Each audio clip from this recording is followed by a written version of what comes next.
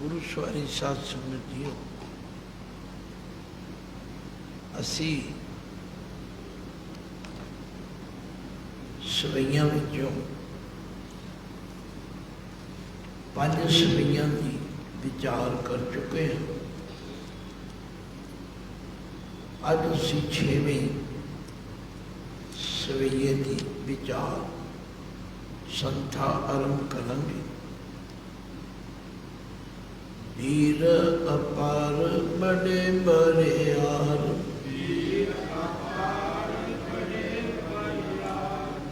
ਅਵਿਚਾਰੈ ਸਾਰ ਕੀ ਧਾਰ ਪਛਈਆ।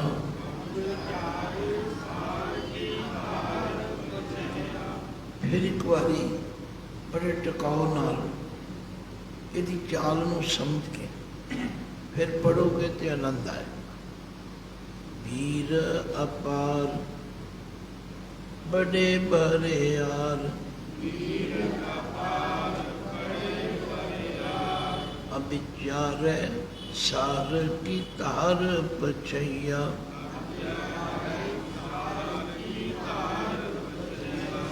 ਤੋਰਤ ਦੇਸ ਮਲਿੰਦ ਮਵਾਸਨ, ਮਾਤੇ ਗਜਾਨ ਕੇ ਮਾਨ ਮਲਈਆ।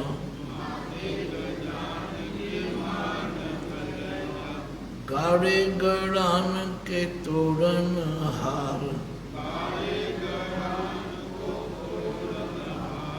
ਕੋ ਨਹੀਂ ਹੈਗਾ ਕੀ ਹੈ। ਗਾੜੇ ਗੜਾਨ ਕੇ ਤੋੜਨ ਹਾਰ, ਸੋਭਾਤਨ ਹੀ ਚੱਕ ਚਾਰ ਲਵਈਆ। ਸਾਹਿਬ ਸ੍ਰੀ ਸਭ ਕੋ ਸਿਰ ਨਾਇਕ,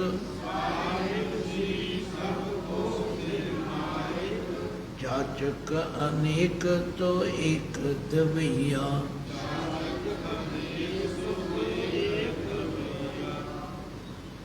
ਪਾਤਸ਼ਾਹ ਫਰਮਾਉਂਦੇ ਨੇ ਵੀਰ ਅਪਾਰ।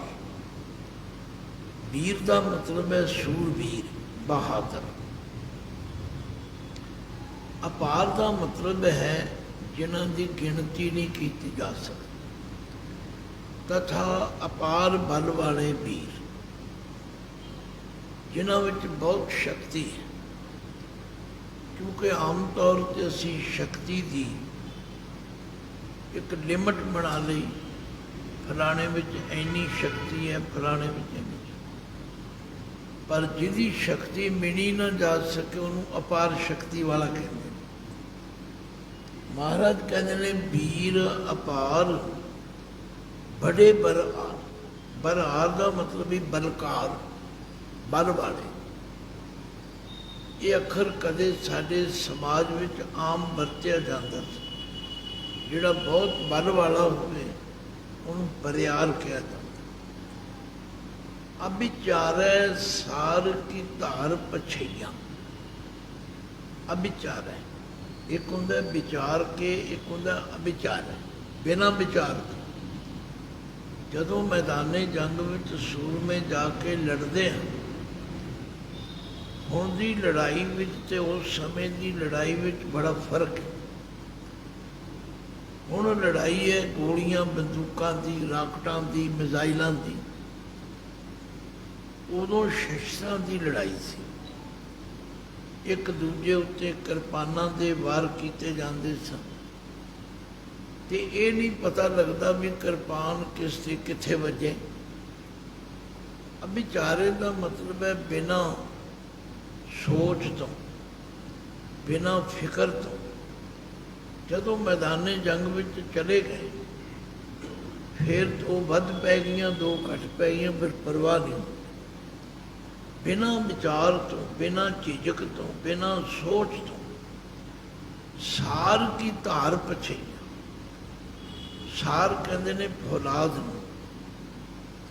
ਆਮ ਤੌਰ 'ਤੇ ਜਿਹੜੀਆਂ ਤਲਵਾਰਾਂ ਬਣਦੀਆਂ ਨੇ ਉਹ ਫੌਲਾਦ ਦੀਆਂ ਬਣਦੀਆਂ, ਕਿਉਂਕਿ ਫੌਲਾਦ ਜਿਹੜਾ ਬਣਦਾ ਤੇ ਲੋਹੇ ਵਿੱਚੋਂ ਹੈ, ਪਰ ਉਹਨੂੰ ਕਈ ਤਰ੍ਹਾਂ ਦੀਆਂ ਪੁੱਠਾਂ ਦਿੱਤੀਆਂ ਹੁੰਦੀਆਂ ਨੇ। ਕਈ ਤਰ੍ਹਾਂ ਦੀ ਉਹਦੀ ਸੋਧ ਸੁਧਾਈ ਕੀਤੀ ਹੁੰਦੀ ਵੀ ਉਹ ਟੁੱਟ ਨਾ ਜਾਏ, ਉਹ ਲਿਫ ਨਾ ਜਾਏ। ਲੜਾਈ ਕਰਦਿਆਂ ਸਮੇਂ ਸੂਰਮੇ ਨੂੰ ਧੋਖਾ ਨਾ ਦੇ ਜਾਏ। ਇਹੋ ਜਿਹੇ ਸਾਰ ਫੌਲਾਦ ਦੀਆਂ ਧਾਰਾਂ, ਧਾਰ ਹੁੰਦੀ ਜਿਹੜਾ ਤਿੱਖਾਪਨ ਹੁੰਦਾ। ਇੱਕ ਕਿਰਪਾਨ ਦਾ ਪਿਛਲਾ ਪਾਸਾ ਹੁੰਦਾ, ਇੱਕ ਅਗਲਾ ਪਾਸਾ ਹੁੰਦਾ। ਅਗਲੇ ਪਾਸੇ ਨੂੰ ਪਰਖਿਆ ਜਾਂਦਾ ਵੀ ਜੀ ਧਾਰ ਕਿਹੋ ਜਿਹੀ। ਉਹ ਜਿਹੜਾ ਤਿੱਖਾਪਨ ਹੈ ਉਹ ਜਦੋਂ ਬੰਦੇ ਦੇ ਸਰੀਰ 'ਤੇ ਵੱਜਦਾ ਉਹਦੇ ਟੁੱਟੇਗਾ। तो पातशाह कहते ने ऐसे ऐसे सूरमे वीर अपार बड़े बरियार अविचार है, बिना विचार तो, बिना झिझक तो, बिना सोचे समझे तो, बिना डर तो सार की धार पछैया। पछैया का मतलब है अपने शरीर उत्ते सहन करना, पछना पखना, अपने शरीर ते उहदे फट सहने। तोरत देश मलिंद मवास, बड़े बड़े आकी देश जिहड़े ने उन्होंने तोड़ देना, हरा देना। जिमें अज हुण जिक्र हो रहा है कि वो अफगानिस्तान जिसनूं महाराजा रणजीत सिंह तो बिना किसी ने जित्या नहीं सी। बड़े बड़े सूरमे आए पर एक महाराजा रणजीत सिंह सी जिन्हें तुरकाबल तक सब राज कर। तोरत देश एडे एडे देशों को तोड़ देने वाले। मलिंद मवासन, मवासन का आखिरी अर्थ होंदा आकी, जिहड़ा किसी की ईन ना मन्ने, जिहड़ा आकी हो जाए, जिहड़ा किसी की अधीनता ना मन्ने। ऐसे ऐसे सूरमे जिहड़े इहो जिहे आकियां नूं भी मलिंद मल देण वाले, रगड़ देण वाले।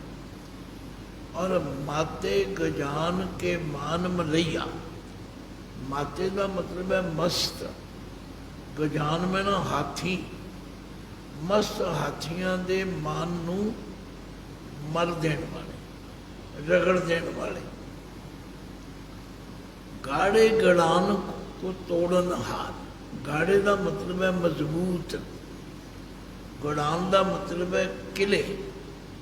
एक होवे ते गढ़, बहुते होण ते गड़ान, बड़े बड़े मजबूत किले।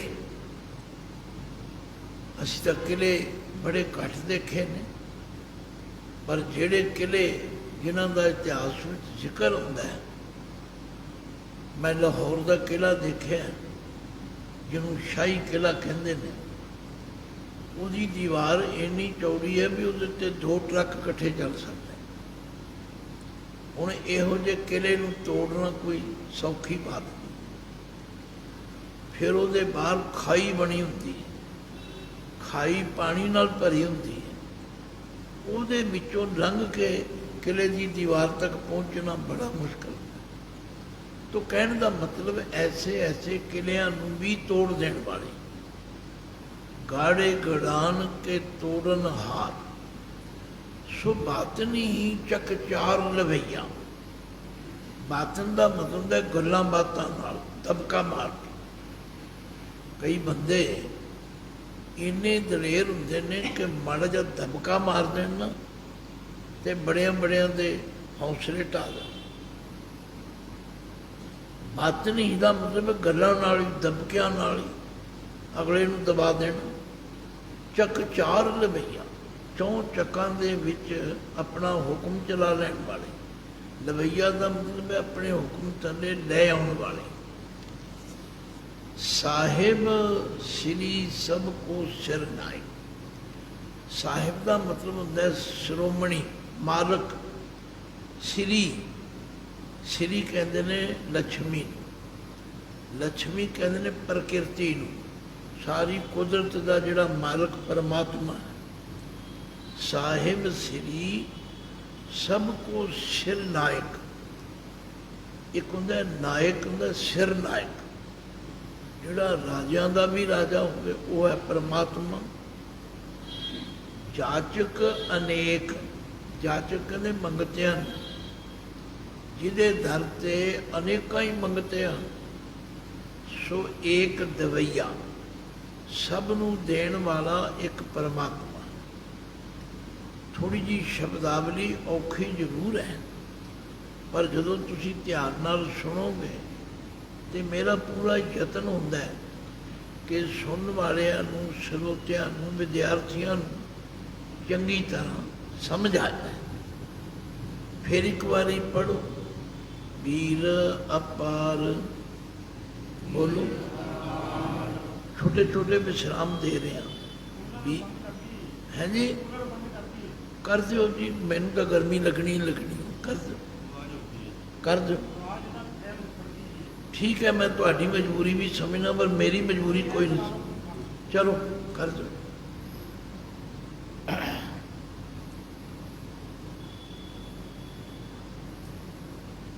ਹਾਂਜੀ, ਵੀਰ ਅਪਾਰ, ਬੜੇ ਬਰਿਆਰ, ਅਵਿਚਾਰੈ ਸਾਰ ਕੀ ਧਾਰ ਪਛਈਆ, ਤੂਰਤ ਦੇਸ ਮਲਿੰਦ ਮਵਾਸਨ, ਮਾਤੇ ਗਜਾਨ ਕੇ ਮਾਨ ਮਲਈਆ, गाड़ी गड़ान के तोड़न हार, सो बात नहीं चक चार लवैया, साहिब श्री सबको सिर नायक, जाचक अनेक सो एक दवैया,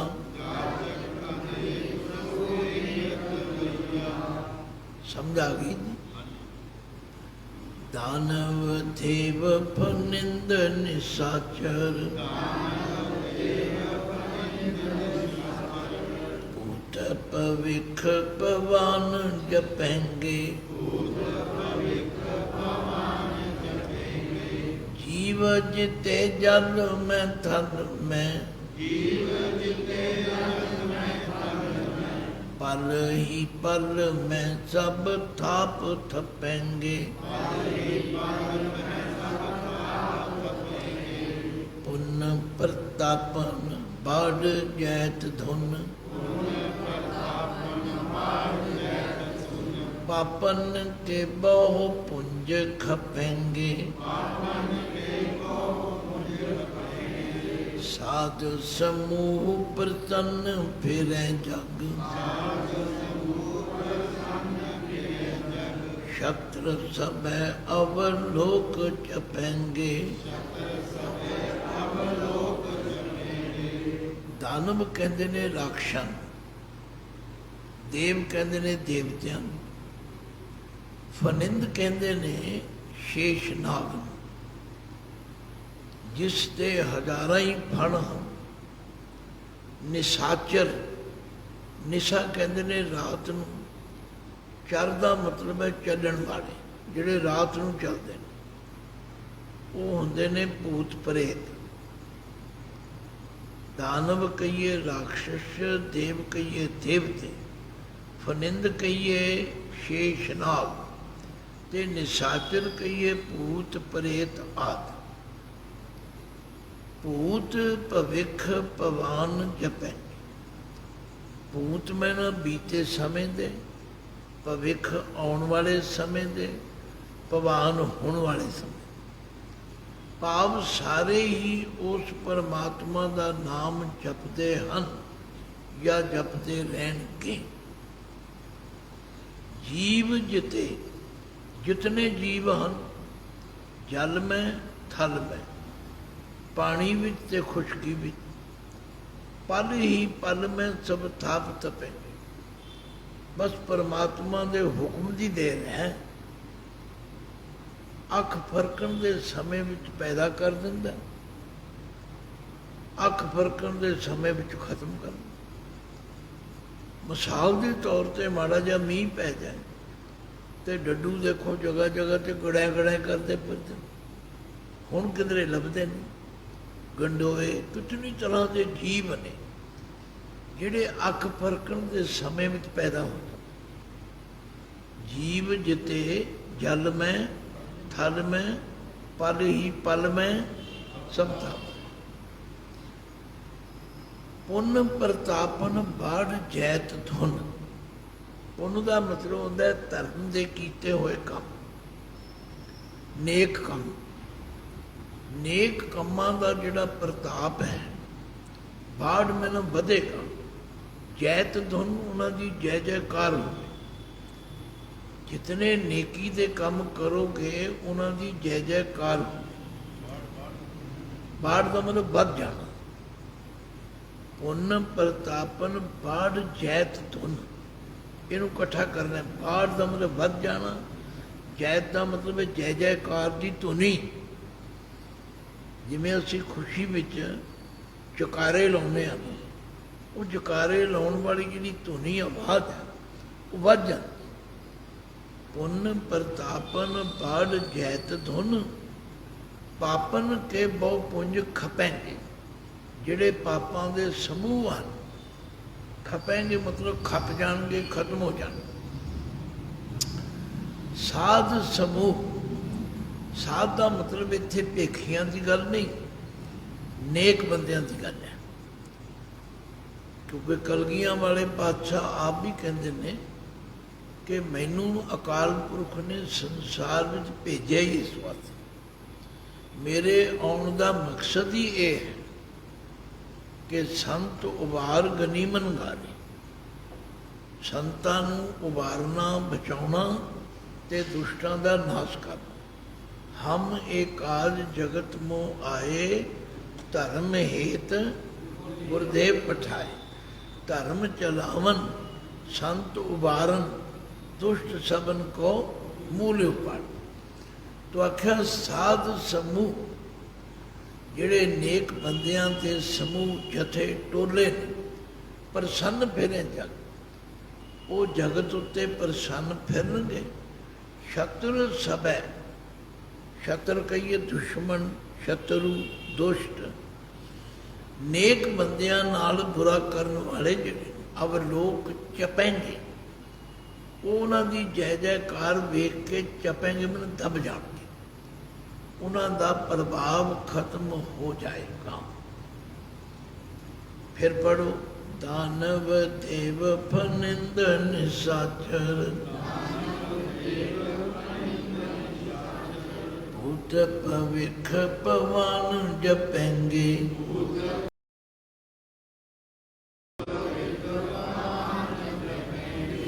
ਜੀਵ ਜਿਤੇ ਜਲ ਮੈਂ ਥਲ ਮੈਂ, ਪਲ ਹੀ ਪਲ ਮੈਂ ਤਬ ਥਾਪ ਥਪੈਂਗੇ। ਪੁੰਨ ਪ੍ਰਤਾਪਨ ਬਾੜ ਜੈਤ ਧੁਨ, ਪਾਪਨ ਕੇ ਬਹੁ ਪੁੰਜ ਖਪੈਂਗੇ।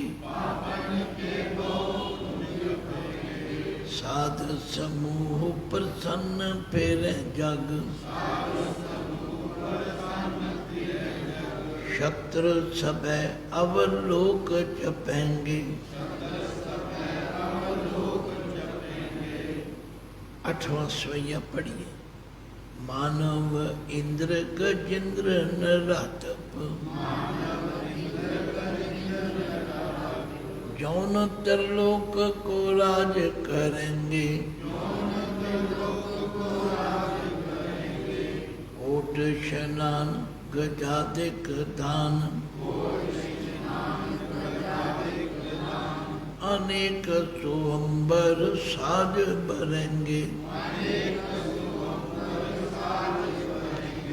ब्रह्म महेश्वर विष्णु सचिपत, अंत फसे जम फास परेंगे। जे जे नर श्रीपत के प्रस हैं पग,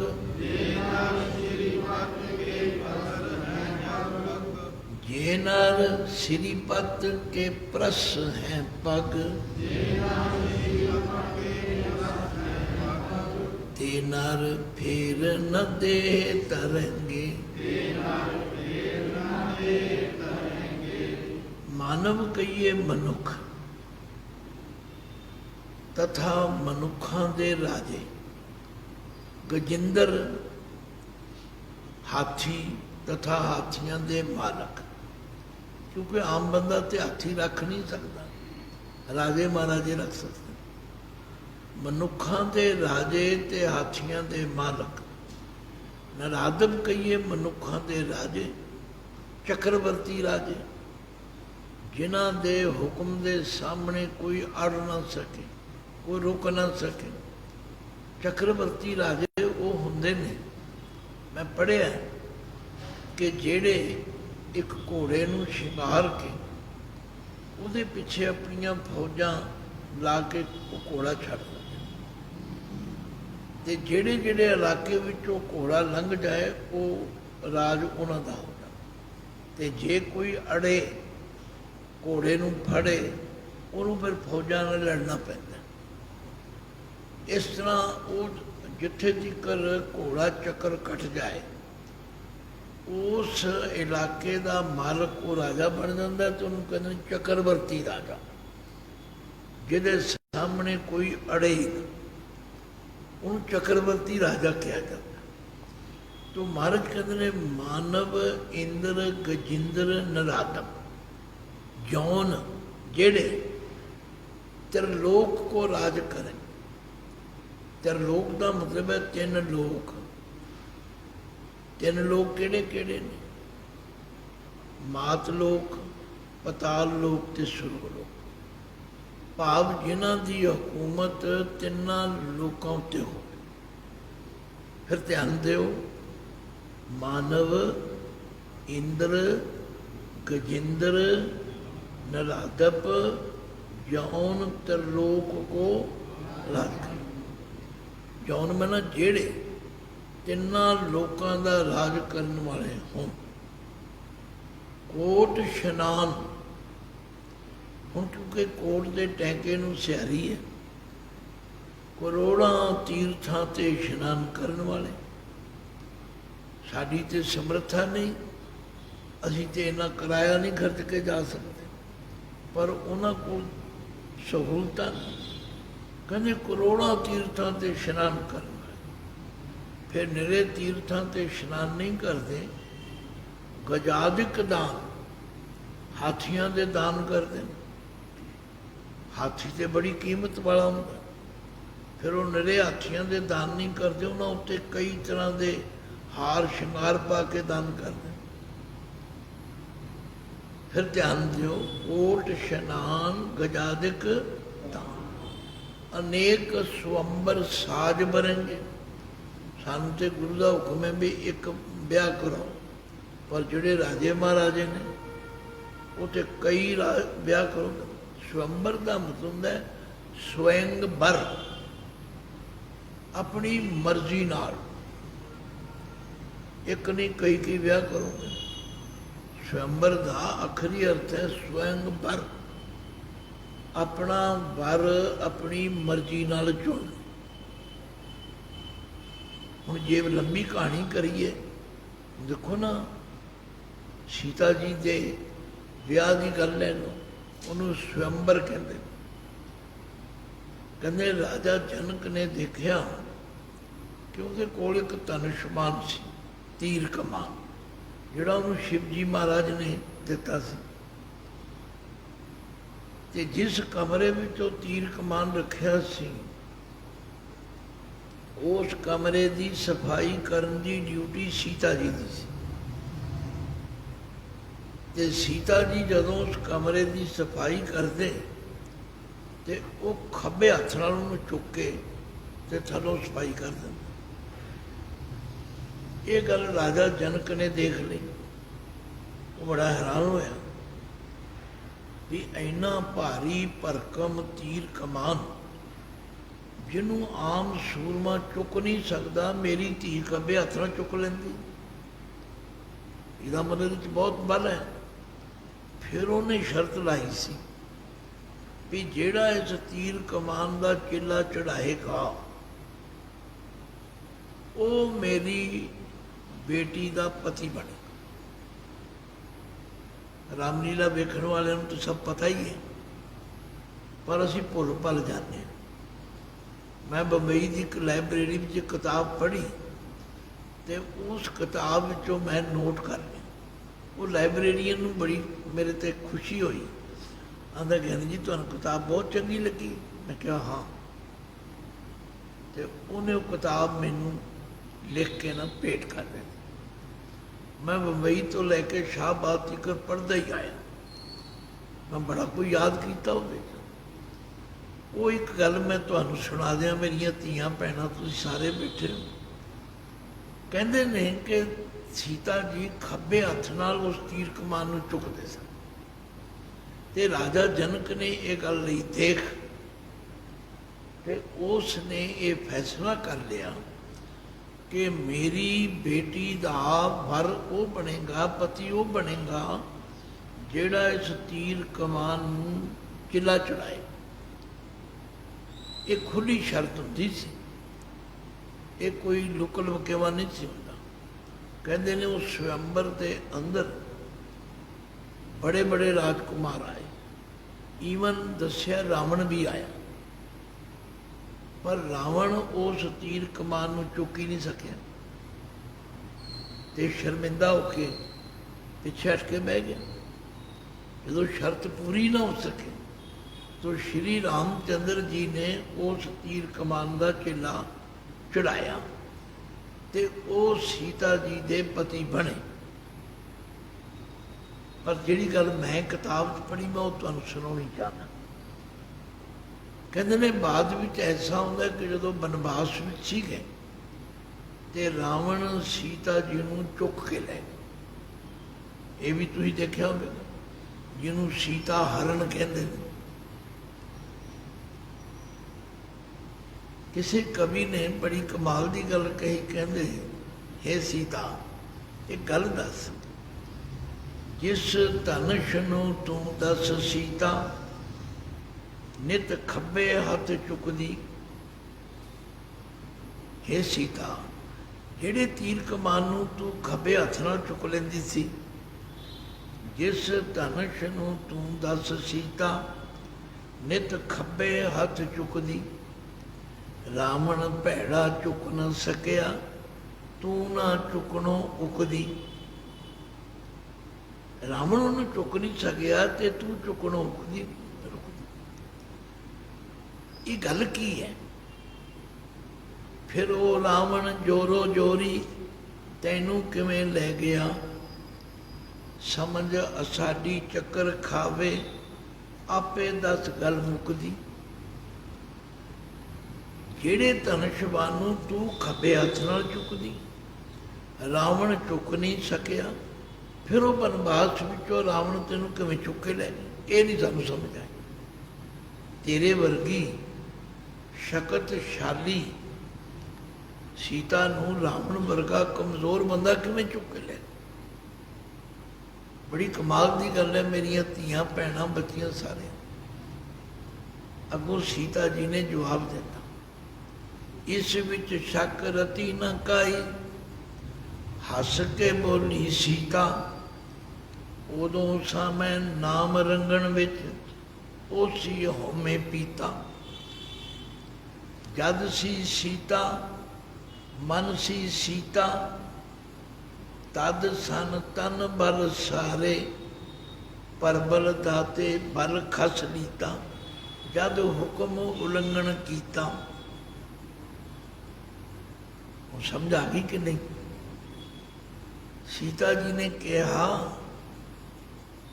ਉਸ ਵੇਲੇ ਮੈਂ ਨਾਮ ਰੰਗਣ ਵਿੱਚ ਸਾਂ ਤਾਂ ਮੈਂ ਚੁੱਕ ਸਕਦੀ ਸਾਂ, ਪਰ ਜਦੋਂ ਮੈਂ ਹੁਕਮ ਦੀ ਉਲੰਘਣਾ ਕੀਤੀ ਫਿਰ ਰਾਵਣ ਕਾਮਯਾਬ ਹੋ। ਹੁਕਮ ਕੀ ਸੀ? ਸੀਤਾ ਜੀ ਨੂੰ ਹੁਕਮ ਸੀ ਕਿ ਤੂੰ ਇਸ ਰੇਖਾ ਨੂੰ ਪਾਰ ਨਹੀਂ ਕਰਨਾ। ਜਦੋਂ ਮੈਂ ਉਸ ਰੇਖਾ ਨੂੰ ਪਾਰ ਕੀਤਾ ਤੇ ਫਿਰ ਮੇਰਾ ਬਲ ਘਟ ਗਿਆ। ਸੱਚਮੁੱਚ ਜਿਹੜੀਆਂ ਧੀਆਂ ਭੈਣਾਂ ਆਪਣੇ ਸਹੁਰੇ ਘਰ ਵਿੱਚ, ਪਤੀ ਦੇ ਘਰ ਵਿੱਚ ਉਸ ਮਰਿਆਦਾ ਦਾ ਪਾਲਣ ਕਰਦੀਆਂ ਨੇ, ਉਹਨਾਂ ਦੀ ਸ਼ਕਤੀ, ਉਹਨਾਂ ਦੀ ਤਾਕਤ ਅਥਾਹ ਹੈ, ਬੇਪਨਾਹ ਹੈ। ਪਰ ਜੇ ਕੋਈ ਉਸ ਮਰਿਆਦਾ ਦਾ ਉਲੰਘਣ ਕਰੇ ਫਿਰ ਖਤਮ, ਜ਼ੀਰੋ। ਸੋ ਤੇ ਸਿਰ ਖਿਆਲ ਆ ਗਿਆ ਤਾਂ ਤੁਹਾਨੂੰ ਸੁਣਾਇਆ। ਮੈਂ ਆਮ ਤੌਰ 'ਤੇ ਆਨੰਦ ਕਾਰਜ 'ਤੇ ਗੱਲ ਸੁਣਾਇਆ ਕਰਦਾ, ਪਰ ਹੁਣ ਤੇ ਸਾਡੇ ਆਨੰਦ ਕਾਰਜ ਹੀ ਵਿਗੜ ਗਏ ਨੇ। ਹੁਣ ਤੇ ਆਨੰਦ ਕਾਰਜਾਂ ਦਾ ਟਾਈਮ ਹੀ ਕੋਈ ਨਹੀਂ। ਕਹਿੰਦੇ ਨੇ 9 ਵਜੇ ਤੇ ਆਉਂਦੇ ਨੇ 2 ਵਜੇ, ਆਉਂਦੇ ਨੇ 2 ਵਜੇ ਤੇ ਕਹਿੰਦੇ ਨੇ 5 ਮਿੰਟਾਂ 'ਚ ਆਨੰਦ ਕਾਰਜ ਕਰਾ ਦਿਓ। ਸੁਣਾਵੇ ਕੌਣ ਤੇ ਸੁਣੇ ਕੌਣ? ਮੇਰਾ ਕਹਿਣ ਦਾ ਮਤਲਬ, ਕਲਗੀਆਂ ਵਾਲੇ ਪਾਤਸ਼ਾਹ ਜ਼ਿਕਰ ਕਰ ਰਹੇ ਨੇ ਐਸੇ ਐਸੇ ਸੂਰਮੇ, ਮਾਨਵ, ਇੰਦਰ, गजेंद्र, नराधव, जौन त्रिलोक को राज करेंगे। कोट स्नान, गजादिक दान, अनेक स्वंबर साज भरेंगे। कई ब्याह करवाने वाले जे नार श्रीपत ब्रह्म महेश्वर विष्णु सचीपत, ब्रह्मा वर्गे, महेश्वर कहिए शिव जी वर्गे, विष्णु कहिए विष्णु वर्गे, सची पत, सची इंद्र दी रानी का नाम है। एक अपछरा सी जो इंद्र दी रानी सी, तो इसलिए सची पत, सची दे पति इंद्र, अंत फसे जम फास पर, अखीर विच सब जमां दी फाई विच पैणगे। पर जो कलगियां वाले पातशाह कहना चाहते हैं वो ये है, जे नर जेड़े बंदे श्रीपत के प्रश्न है पग, श्रीपत परमात्मा जो सारी सृष्टि का माया का मालक है, जेड़े उहदे चरनां नूं छू लैणगे, जेड़े उहदे चरनां का ध्यान धरनगे, जेड़े उहदा सिमरन करनगे, ते नर फेर ना दे तरेंगे। वो बंदे फिर जमन मरण दे चक्कर विच नहीं। कहाँ भयो जो दो लोचन मूंद के, बैठ रहे हो बक ध्यान लगायो।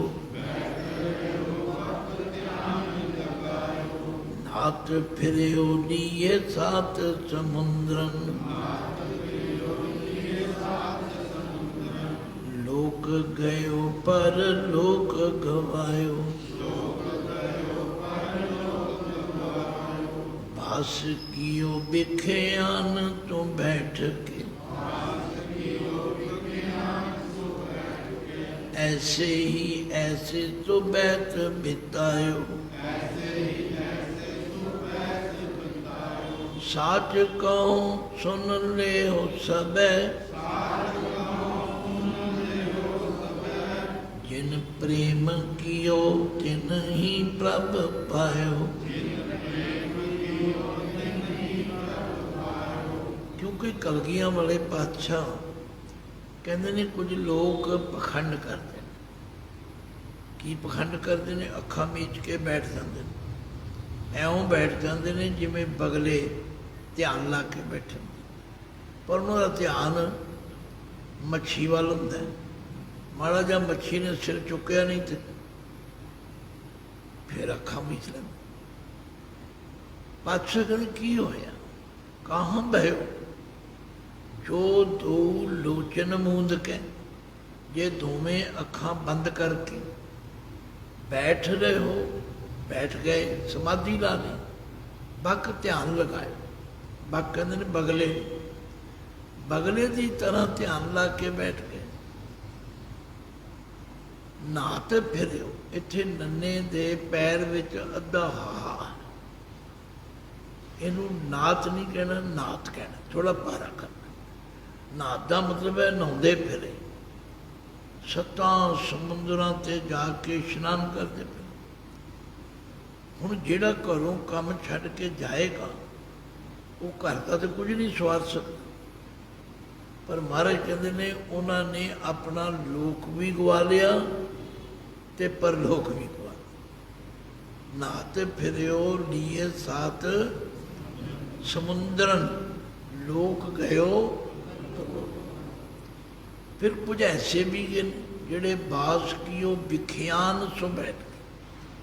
ਬਾਸ ਦਾ ਮਤਲਬ ਹੁੰਦਾ ਹੈ ਸੰਗਤ ਕਰਨੀ, ਵਿਸ਼ੇ ਵਿਕਾਰਾਂ ਦੀ ਸੰਗਤ ਕਰਨੀ, ਭਾਵ ਹਰ ਵੇਲੇ ਭੈੜੀ ਸੰਗਤ 'ਚ ਰਹਿਣਾ। ਇਹੋ ਜਿਹੇ ਬੰਦੇ ਵੀ ਹੈਗੇ ਜਿਹੜੇ ਹਰ ਵੇਲੇ ਭੈੜੀਆਂ ਗੱਲਾਂ ਕਰਦੇ, ਭੈੜੇ ਕੰਮ ਕਰਦੇ।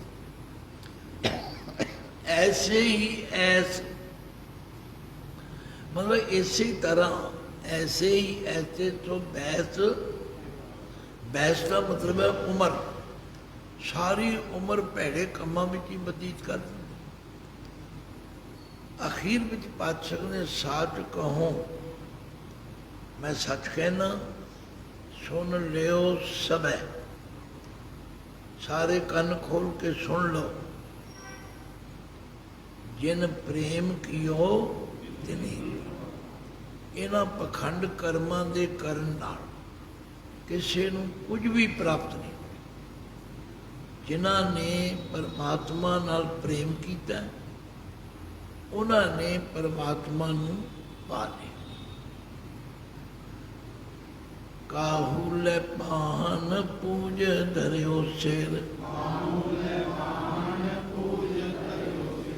ਕਾਹੂ ਲੈ ਲਿੰਗ ਗਲੇ ਲਟਕਾਇਓ, ਕਾਹੂ ਲਖਿਓ ਹਰਿ ਅਵਾਚੀ ਦਿਸ਼ਾ ਮੈਂ, काहू पछां को चीत निभायो, को भूतान को पूजत है बस, को मृतान को पूजन धायो, पूर क्रिया उर जो सब ही जग, भगवान को भेद न पायो। ਹੁਣ ਪਾਤਸ਼ਾਹ 10ਵੇਂ ਸਵਈਏ ਵਿੱਚ ਫਰਮਾਉਂਦੇ ਨੇ, ਕਾਹੂ ਕਈਆਂ ਨੇ ਪੱਥਰ ਲੈ ਕੇ ਠਾਕੁਰਾਂ ਦੀ ਪੂਜਾ ਕੀਤੀ। ਕਾਹੂ ਲੈ ਪਾਹਨ ਪੂਜ ਧਰਿਓ ਸਿਰ, ਭਾਵ ਮੂਰਤੀਆਂ ਦੇ ਅੱਗੇ ਬਾਣੀ 'ਚ ਸਭ ਗੱਲਾਂ ਲਿਖੀਆਂ। ਬੁੱਤ ਪੂਜ ਪੂਜ ਹਿੰਦੂ ਮੂਏ, ਤੁਰਕ ਮੂਏ ਸਿਰ ਨਾਈ, ਓਇਲੇ ਜਾਰੇ ਓਇਲੇ ਗਾਢੇ, ਤੇਰੀ ਗੱਤ ਤੂੰ ਨਾ ਪਾਈ। ਕਾਹੂ ਲੈ ਪਾਹਨ ਪੂਜ ਧਰਿਓ ਸਿਰ, ਕਾਹੂ ਲੈ ਲਿੰਗ ਕਰੇ ਲਟਕਾਇਓ। ਕਈਆਂ ਨੇ ਸ਼ਿਵ ਲਿੰਗ, ਇੱਕ ਖਾਸ ਤਰ੍ਹਾਂ ਦਾ ਪੱਥਰ ਹੈ, ਉਹਨੂੰ ਟੋਕਰੀ ਵਿੱਚ ਪਾ ਕੇ ਗਲ 'ਚ ਲਟਕਾ ਲੈਂਦੇ। ਇਹੋ ਜਿਹੇ ਵੀ ਹੈਗੇ ਨੇ। ਔਰ ਕਾਹੂ ਲਖਿਓ ਹਰ ਅਵਾਚੀ ਦਿਸ਼ਾ, ਕਈਆਂ ਨੇ ਪਰਮਾਤਮਾ ਨੂੰ ਦੱਖਣ ਦਿਸ਼ਾ ਵੱਲ, ਭਾਵ ਚੜ੍ਹਦੇ ਵੱਲ ਮੰਨ ਲਿਆ। ਕਈਆਂ ਨੇ ਇਹਦੇ ਦੱਖਣ ਵੱਲ ਕੀਤਾ, ਕਈਆਂ ਨੇ ਚੜ੍ਹਦੇ ਵੱਲ ਕੀਤਾ। ਭਾਵ ਕਈ ਸਨਾਤਨ ਮਤ ਦੇ ਧਾਰਨੀ ਪ੍ਰਭੂ ਨੂੰ ਦੱਖਣੀ ਦਿਸ਼ਾ ਵੱਲ ਜਾਣਦੇ ਨੇ। ਤੇ ਕਾਹੂ ਪਛਾਂ ਕੋ ਸੀਸ ਨਿਵਾਇਓ, ਜਿਹੜੇ ਇਸਲਾਮ ਮਤ ਦੇ ਧਾਰਨੀ ਨੇ ਉਹ ਪਰਮਾਤਮਾ ਨੂੰ ਪੱਛਮ ਵਾਲੇ ਲਹਿੰਦੇ ਵਾਲੇ ਪਾਸੇ ਜਾਣ ਕੇ ਮੱਥਾ ਟੇਕ। ਕੋ ਬੁਤਾਨ ਕੋ ਪੂਜਤ ਹੈ ਪਸ, ਕਈ ਅਗਿਆਨੀ ਬੁੱਤਾਂ ਦੀ ਪੂਜਾ ਕਰਦੇ ਨੇ। ਕੋ ਮ੍ਰਿਤਾਨ ਕੋ ਪੂਜਨ ਦਾ ਹੈ, ਕੋਈ ਕਬਰਾਂ ਨੂੰ ਪੂਜਣ ਲਈ ਜਾਂਦੇ। ਮੁੱਕਦੀ ਗੱਲ, ਕਲਗੀਆਂ ਵਾਲੇ ਪਾਤਸ਼ਾਹ ਨੇ ਕੂੜ ਕਿਰਿਆ, ਝੂਠੀ ਕਿਰਿਆ ਵਿੱਚ ਉਰਜੋ ਸਭ ਹੀ ਜਗ, ਸਾਰਾ ਸੰਸਾਰ ਇਹੋ ਜਿਹੇ ਗਲਤ ਕੰਮਾਂ ਵਿੱਚ ਲਗਾ ਹੋਇਆ ਸ਼੍ਰੀ ਭਗਵਾਨ ਕੋ ਭੇਦ ਨਾ ਪਾਏ। ਉਹ ਪਰਮਾਤਮਾ ਜੋ ਸਾਰੀ ਕੁਦਰਤ ਦਾ ਮਾਲਕ ਹੈ, ਲక్ష్ਮੀ ਦਾ ਮਾਲਕ ਹੈ, ਮਾਇਆ ਦਾ ਪਤੀ ਹੈ, ਉਹਦਾ ਭੇਦ ਕਿਸੇ ਨੇ ਨਹੀਂ ਪਾਇਆ। ਲੋਕ ਆਪਸ ਵਿੱਚ ਲੜੀ ਜਾ ਰਹੇ ਨੇ, ਕੋਈ ਆਂਦਾ ਰੱਬ ਇੱਧਰ ਹੈ, ਕੋਈ ਆਂਦਾ ਇੱਧਰ।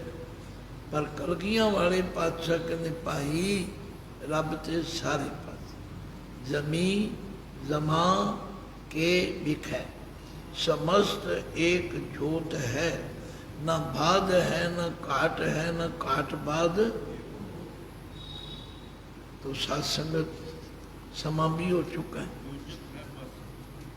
हाँ पश तो हम पशु के ਜਿਹੜਾ ਜਿਹਨੂੰ ਗਿਆਨ ਨਾ ਹੋਵੇ ਉਸ ਬੰਦੇ ਨੂੰ ਵੀ ਤੁਸੀਂ ਕੀ ਕਹਿੰਦੇ ਹੋ? ਤੂੰ ਤਾਂ ਡੰਗਰ ਹੈ। ਹਾਲਾਂਕਿ ਹੈ ਬੰਦਾ, ਪਰ ਜਿਹਦੇ ਕੋਲ ਅਕਲ ਨਾ ਹੋਵੇ ਉਹਨੂੰ ਤੁਸੀਂ ਕੀ ਕਹਿੰਦੇ ਹੋ? ਤੂੰ ਤਾਂ ਡੰਗਰ ਹੈ। ਤੋ ਇਸ ਲਈ ਮਹਾਰਾਜ ਜਿਹੜੇ ਗਲਤ ਰਸਤੇ ਚੱਲਦੇ ਨੇ ਉਹਨਾਂ ਨੂੰ ਡੰਗਰ ਨਾਲ ਤੁਲਨਾ ਦਿੱਤੀ ਹੈ। ਤੋ ਇੱਕ ਵਾਰੀ ਕਿਉਂਕਿ ਅਸੀਂ ਸਮਾਪਤੀ ਕਰ ਰਹੇ ਹਾਂ ਅੱਜ, 10 ਸਵਈਏ ਪ੍ਰੇਮ ਨਾਲ ਪੜ੍ਹ ਲਓ। ਤੋ ਪ੍ਰਸਾਦ ਸਵਈਏ ਇੱਕ ਓੰਕਾਰ सतगुर प्रसाद। तो प्रसाद सवैये पातशाही दसवीं श्रावक शुद्ध समूह सिद्धान के देख प्रयो कर जोग जति के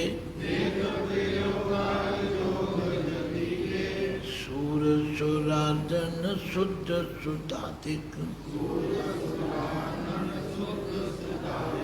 संत समूह अनेक मति के सारे ही देश को देख रहे हो मत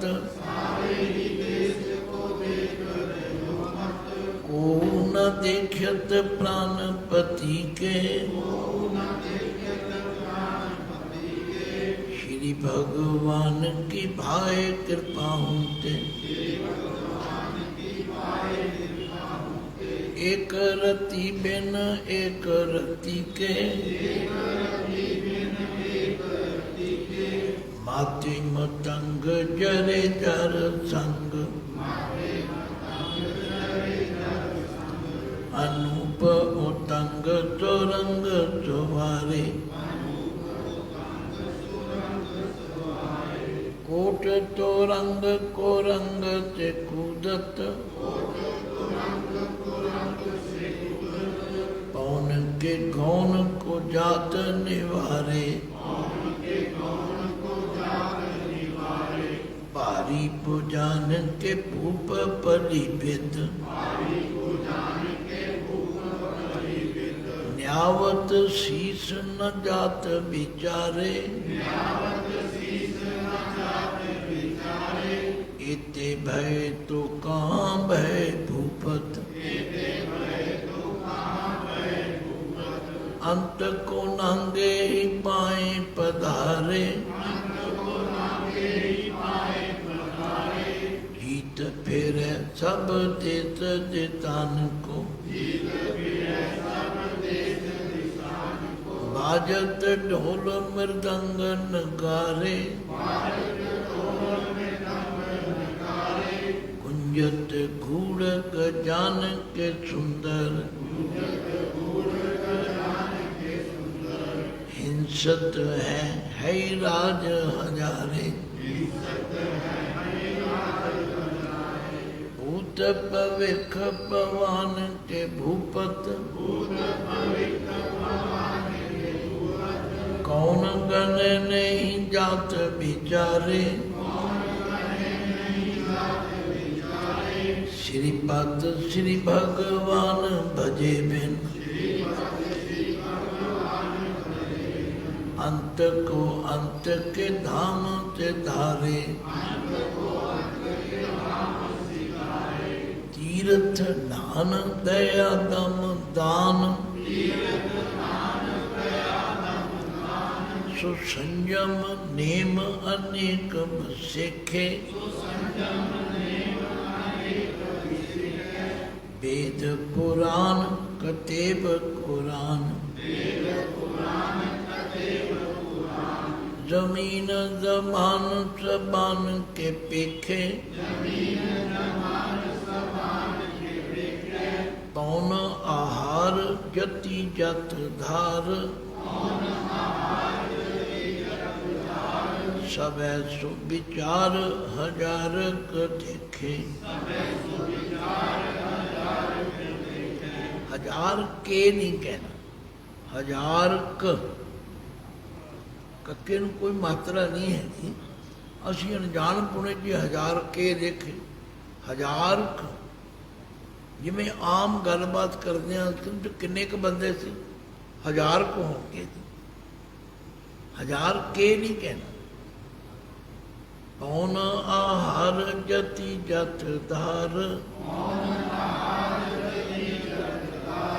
सबै सुविचार हजार देखे। श्री भगवान भजे बिन भूपत एक रति बिन एक न लिखे। शुद्ध सिपाह दुरंत दुबाह सुसाज सनाह दुर्जान दलेंगे। भारी गुमान भरे मन में कर पर्वत पंख हले ना हलेंगे। तोर अरीन मरोर मवासन माते मतंगन मान मलेंगे। श्रीपद श्री भगवान कृपा बिन त्याग जहान निदान चलेंगे। वीर अपार बड़े बरियार अविचार सार की तार पछैया। तोरत देश मलिंद मवासन माते गजान के मान मलैया। गाड़े गड़ान को तोड़न हार सौभातन ही चक चार लवैया। साहिब श्री सब को सिर नायक जाचक अनेक तो एक दवैया। दानव देव फनिंद निशाचर भूत भविख भवान जपेंगे। जीव जिते जल में थल में पल ही पल में तब ताप तपेंगे। पुण्य प्रतापन बाढ़ जैत धुन पापन के बहु पुंज खपेंगे। साधु समूह प्रसन्न पेरे जग शत्रु सबे अवलोक जपेंगे। मानव इंद्र गजेंद्र नराधप जौन त्रिलोक को राज करेंगे। कोट स्नान गजादिक दान, अनेक सो अंबर ताज भरेंगे, ब्रह्म महेश्वर विष्णु सचिपत,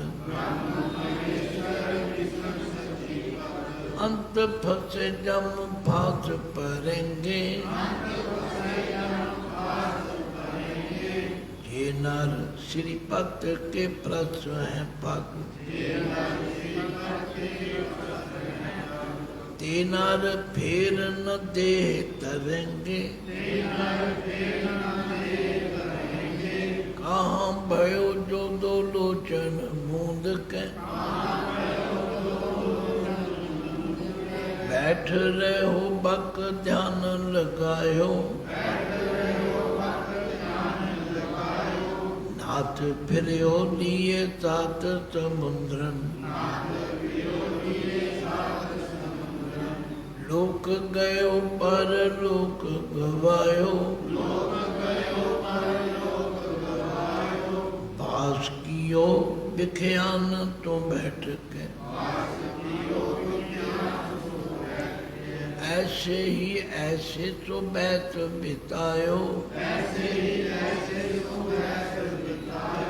साच कहो सुन ले सब है, जिन प्रेम कियो तिन ही प्रभु पायो, काहू ले पान पूज तरियो चेर,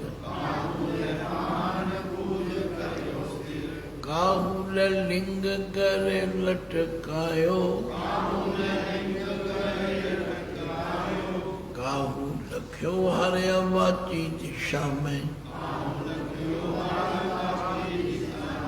काहू पछाह को सीत निभायो,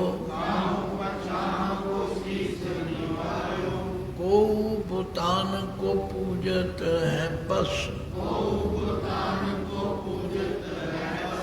को मृतान को पूजन धायो,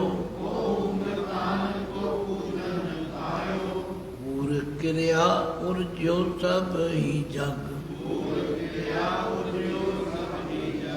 श्री भगवान को भेद न पायो,